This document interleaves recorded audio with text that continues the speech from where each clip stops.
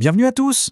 Imaginez un instant, on est en France au 19e siècle, et une femme prétend non seulement vivre sans manger pendant des années, mais elle bâtit aussi un véritable petit empire commercial, tout en étant, selon les dires, transportée par des anges. C'est l'histoire presque incroyable de Catherine Filljong, une mystique dont la vie, documentée en 1928, continue de défier toute explication. Alors on va plonger directement au cœur du sujet, on est en 1879. Catherine Filljong, une femme très pieuse, a un grand projet, elle veut construire un orphelinat. Sauf que, comme le dit cette citation, elle se heurte à un mur. Et ce mur, c'est sa propre église. L'évêque voit dans son projet un, je cite, « nouveau piège tendu à la crédibilité publique ». Le ton est donné, le conflit est là. Mais il faut bien comprendre que l'opposition de l'église, ce n'était pas juste une histoire de bâtiment.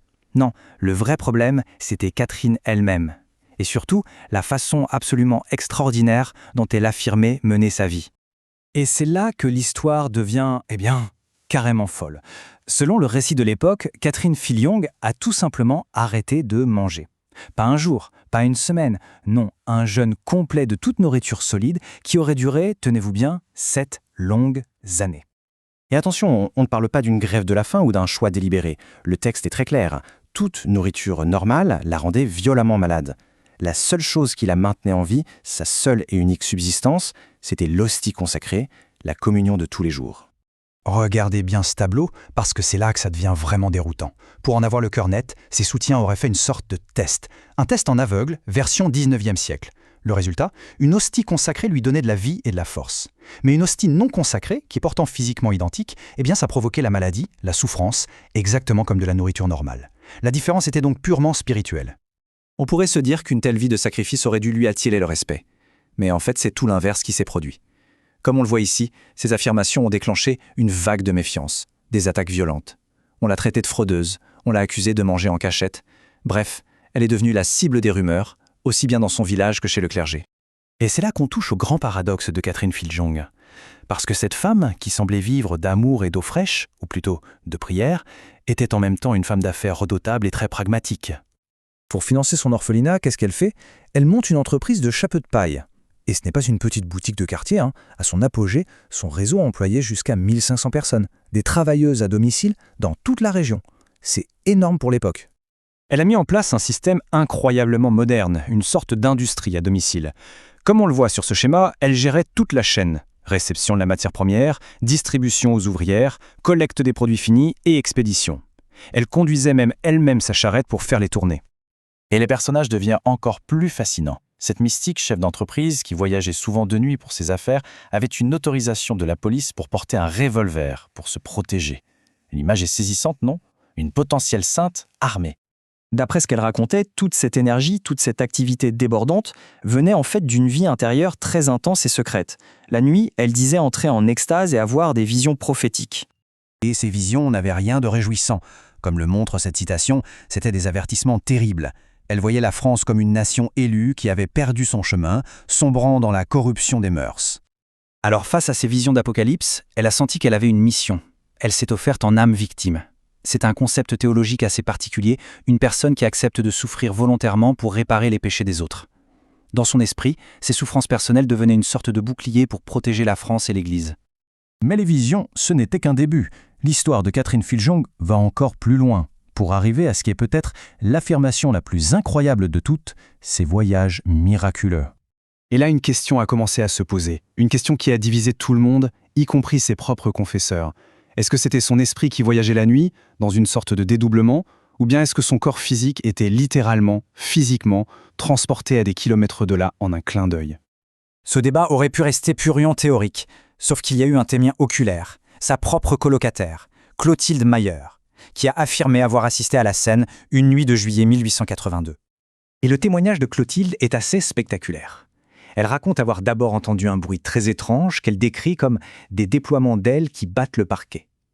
Un son qui monte à travers la maison, d'étage en étage, avant de s'éloigner et de disparaître.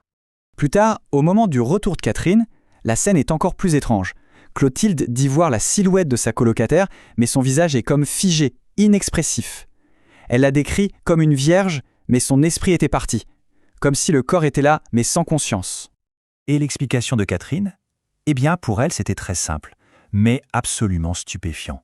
Elle a dit que des anges la prenaient, l'asseillaient sur leurs mains et la transportaient dans des églises lointaines pour qu'elle puisse prier pour que le beau temps revienne et sauve les récoltes. Évidemment, avec des récits pareils qui se multipliaient, la pression de l'évêché n'a fait qu'augmenter. La situation est vite devenue explosive et elle a mené à une confrontation finale, presque inévitable. Un appel à Rome.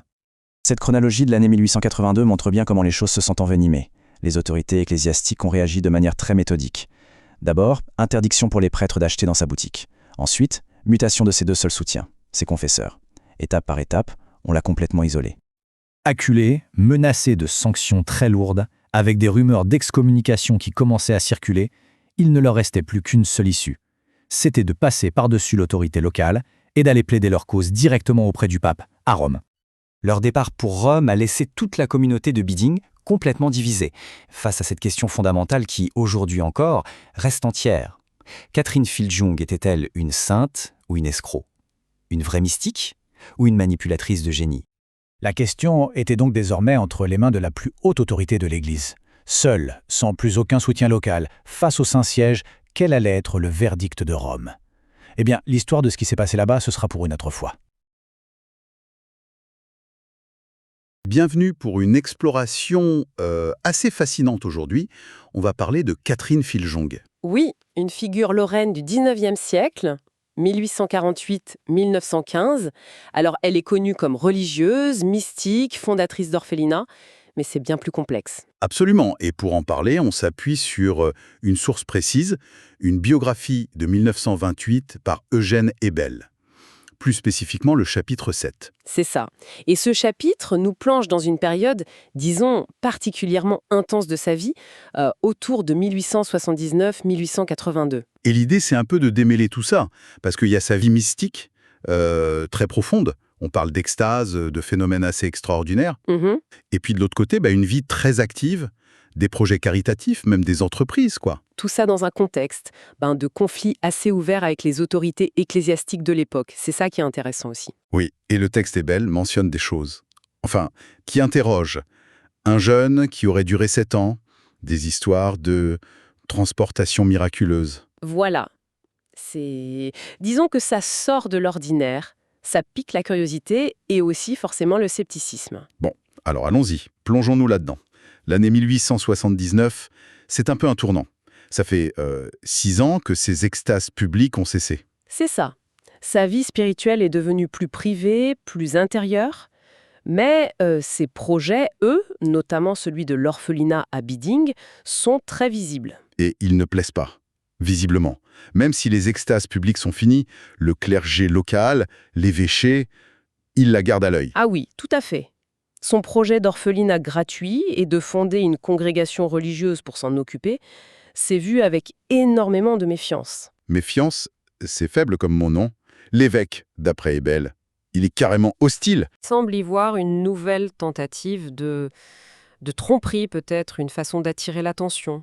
En tout cas, l'opposition est très nette. Au point qu'il interdit formellement au curé de Biding de venir bénir la maison qui est destinée à l'orphelinat, une fois qu'elle est construite. Ah oui, quand même. C'est un signal fort, ça. C'est un désaveu public, oui. Et un obstacle énorme, parce qu'à l'époque, une œuvre comme ça, sans la bénédiction officielle de l'Église, c'est très compliqué pour la légitimité, pour trouver des soutiens, des financements. On imagine. Et pourtant, elle lâche pas l'affaire. Non. Elle s'installe quand même dans cette maison. Avec son père et sa sœur Marie. Quelle Ouais. détermination. C'est ça. C'est quelque chose qu'on retrouve souvent chez elle, apparemment. Cette persistance face à l'opposition, y compris celle de l'institution. Et c'est là, justement, dans ce climat tendu, vers 1879, qu'arrive ce phénomène incroyable. L'inédit, ce jeune. Oui, et la biographie insiste bien, ce n'est pas un choix, pas une pénitence volontaire. Elle ne peut plus manger. C'est ça. La nourriture solide la rendrait extrêmement malade. Elle ne supporterait que quelques gouttes d'eau, de café noir. Et ce qui est fascinant ici, vraiment central dans le récit d'Ebel, c'est le rôle que va prendre la communion. Ah oui? D'après les témoignages qu'il rapporte, cette abstinence forcée ne devient une souffrance physique intolérable que si elle est privée de la communion quotidienne. Donc, l'Eucharistie devient sa seule nourriture. Exactement. C'est présenté comme ça. Une hostie consacrée suffirait à maintenir ses forces, à la garder en vie. Ebel va même plus loin. Il dit qu'une hostie non consacrée, qu'on lui aurait donnée pour tester, provoquait les mêmes réactions violentes que la nourriture ordinaire. Oui, comme une sorte de preuve involontaire, si on veut. C'est assez troublant. Et ce jeûne total, il aurait duré 7 ans, C'est ça. jusqu'en 1886. 7 ans. C'est la durée avancée, oui. Et comment Ebel, ou ses sources, interprètent ça? Parce que c'est énorme. Ben, Ebel, en citant l'abbé Meyer, qui était un de ses confesseurs et un soutien fidèle, il présente ça comme un miracle quotidien, permanent. L'idée, c'est que L'idée avancée, c'est que le Christ, par l'Eucharistie, la nourrit directement, surnaturellement. Bon, évidemment, c'est une explication qui sort complètement du cadre rationnel. Ça ne pouvait que diviser, renforcer la foi de ceux qui y croyaient. et renforcer le scepticisme des autres. Exactement. Et le scepticisme, il ne manque pas. Ce jeûne devient une cible privilégiée pour ces détracteurs. On imagine bien. Pour eux, c'est la preuve ultime de la supercherie. On l'accuse d'être une simulatrice, une hystésique menteuse. Des termes qu'on utilisait à l'époque pour discréditer des femmes qui sortaient de la norme, surtout dans le domaine religieux ou médical. Le livre mentionne même des moments où elle aurait craqué. Oui, Ebel parle de tentation, attribuée au diable évidemment dans sa perspective, où elle se serait jetée sur de la nourriture, ce qui la rendait malade aussitôt, mais Mais ça donnait du grain à moudre à ses opposants. c'est ça. Ça alimentait les accusations de comédie, de mensonge. C'est terrible parce qu'un phénomène qu'elle vit peut-être comme un signe divin devient une source de calomnie, d'isolement. Elle n'est pas du tout une recluse, alitée, coupée du monde. Ah non, mais alors pas du tout.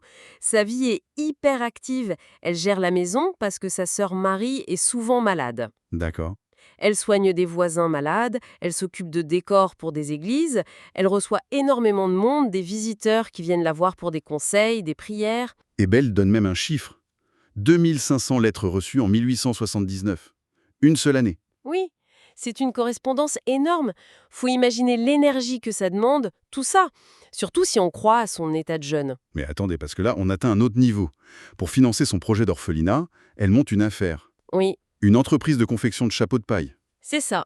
Et pas un petit atelier, hein. Non, il parle de jusqu'à 1500 personnes employées à domicile dans toute la région. Oui, 1500 ouvrières et ouvriers à domicile. C'est une organisation considérable. Elle gère tout. Elle reçoit la paille, la matière première d'une maison d'Épinal.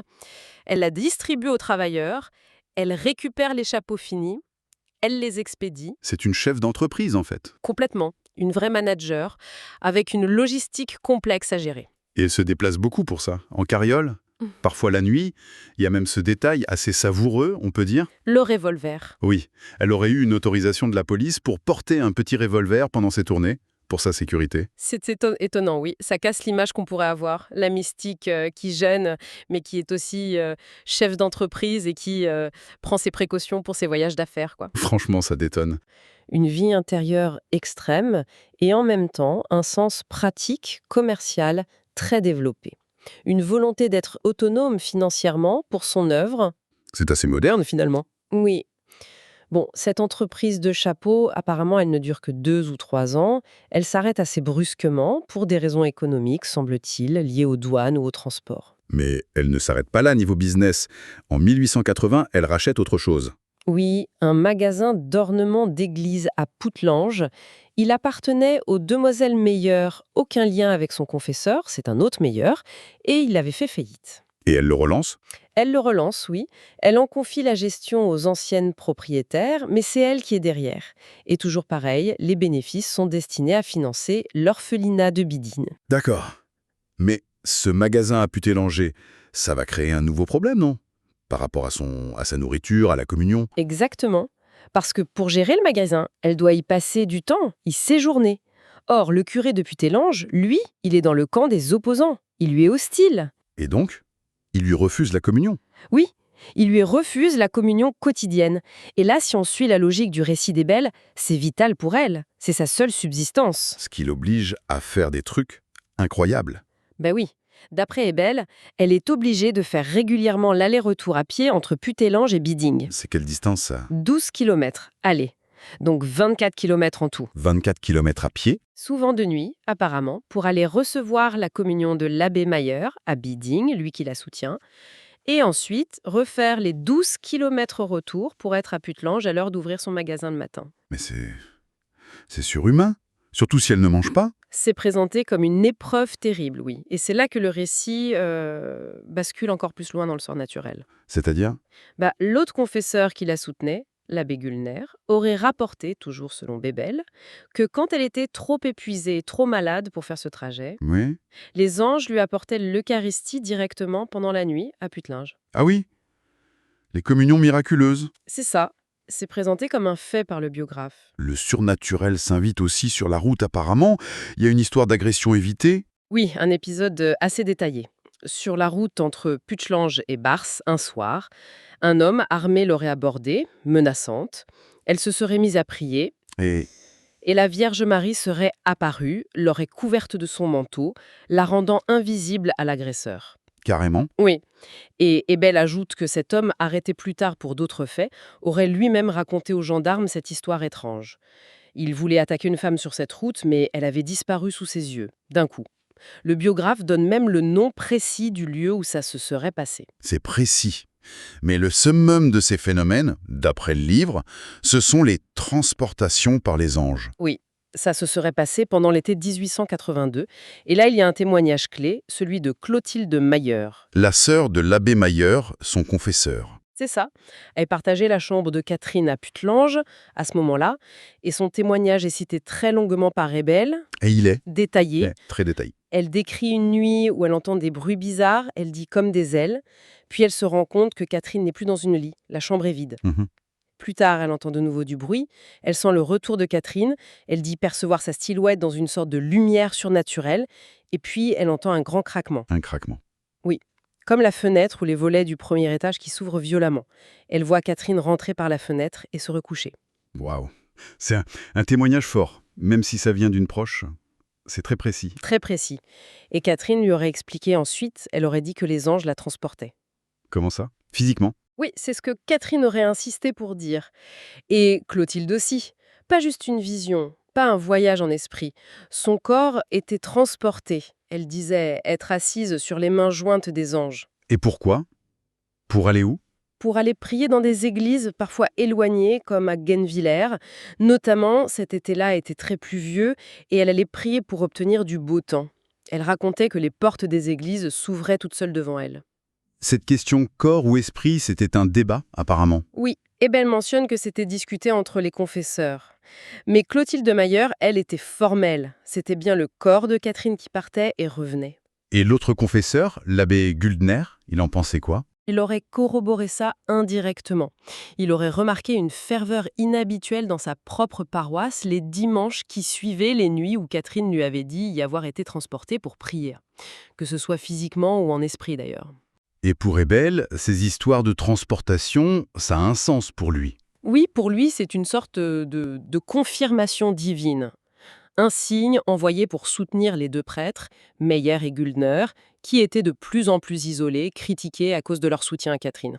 D'ailleurs, ces phénomènes extraordinaires, ils coïncident avec le moment où l'hostilité contre eux devient maximale. Parce qu'en parallèle de tout ça, il y a aussi les visions. Catherine continue d'avoir des extases, mais elles sont plus sombres maintenant. Oui, entre 1880 et 1881 surtout. Un autre prêtre ami, l'abbé Harouard, prend des notes.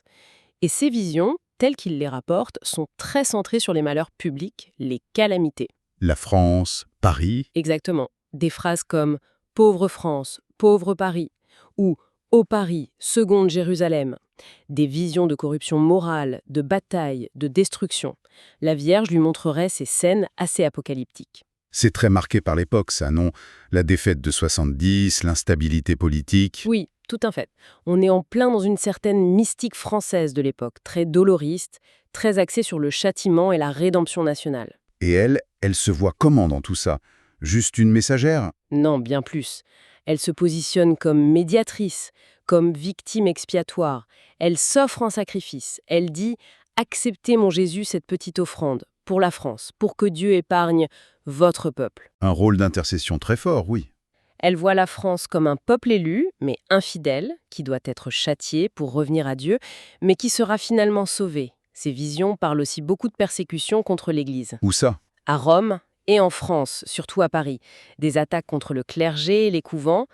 Elle dénonce un complot diabolique derrière tout ça, mais qui serait voué à l'échec. Et elle critique aussi parfois l'Église de l'intérieur. Oui, elle mentionne parfois un esprit mondain qui se serait glissé parmi les serviteurs de Dieu. Forcément, ce genre de vision, ça pouvait aussi nourrir la méfiance de la hiérarchie à son égard, hein, Et physiquement, ces extases, comment sont-elles décrites? comme très éprouvantes. Le texte dit qu'elle revit physiquement les douleurs de la passion du Christ, la flagellation, la soif au calvaire, le portement de croix. On suggère même l'apparition de stigmates sans être totalement explicite. C'est décrit comme un labeur, un vrai combat spirituel, très fatigant. Bon, alors, on a ce tableau, Pénidie, miracle allégé, vision prophétique intense, entreprise audacieuse. Tout ça crée un climat électrique, on peut dire. Oui. Et en 1882, l'opposition se durcit considérablement. Ça devient vraiment de la persécution. Catherine est ouvertement traitée d'hystérique ou démoniaque. Et ses soutiens, les deux prêtres. Mayer et Göllner, ils sont complètement mis au banc par leurs confrères. Le magasin de Putelange est boycotté suite à une rumeur, probablement lancée à dessein, disant que l'évêque aurait interdit d'y acheter quoi que ce soit. Ils sont isolés. Intenable pour eux. Et l'évêché finit par trancher dans le vif.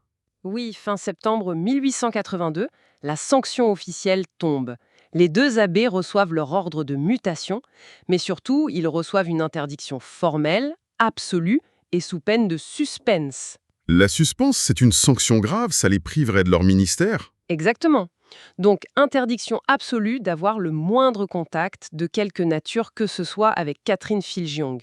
Plus de visites, plus de lettres, plus de confessions, plus de conseils, rien. Le but est clair, hein, la couper de ses soutiens. Oui, l'objectif affiché par l'évêché, c'est explicitement de mettre fin à ce qui se passe à Bidding, c'est-à-dire isoler Catherine pour la faire taire, la rendre invisible. Et comment réagissent les prêtres? Pour eux, c'est inacceptable, cette interdiction de contact avec une femme, sans aucune enquête sérieuse, sans jugement, c'est une atteinte directe à leur honneur de prêtre. Ils refusent de se soumettre comme ça. Ils décident de... Ils décident de faire appel.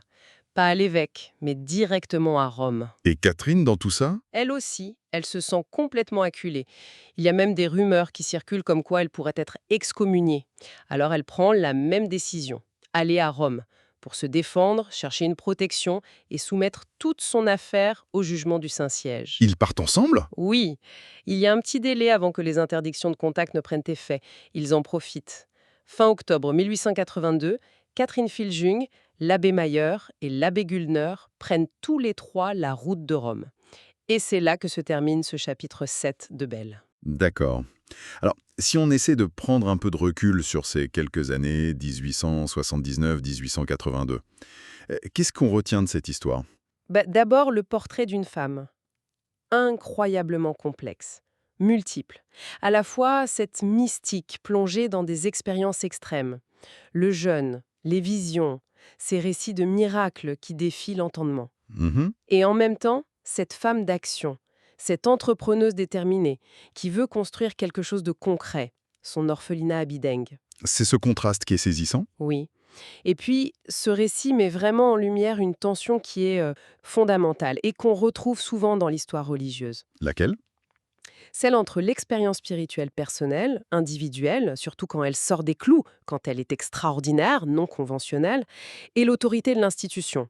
L'Église ici qui est toujours soucieuse de contrôle, de cadre, de doctrine. Et la question de savoir si les miracles étaient vrais ou pas? Finalement, elle est presque secondaire. Ce qui est fascinant, c'est de voir comment ces phénomènes, quels qu'ils soient, sont reçus, interprétés, utilisés, combattus par les différents acteurs. Les témoignages rapportés par Ebel sont parfois très précis, presque cliniques, comme celui de Clotilde Mayer sur la transportation. Oui, c'est vrai. Mais l'opposition de la hiérarchie, elle est tout aussi réelle, documentée, et elle a un pouvoir énorme. On est vraiment face à deux logiques, deux mondes qui s'affrontent.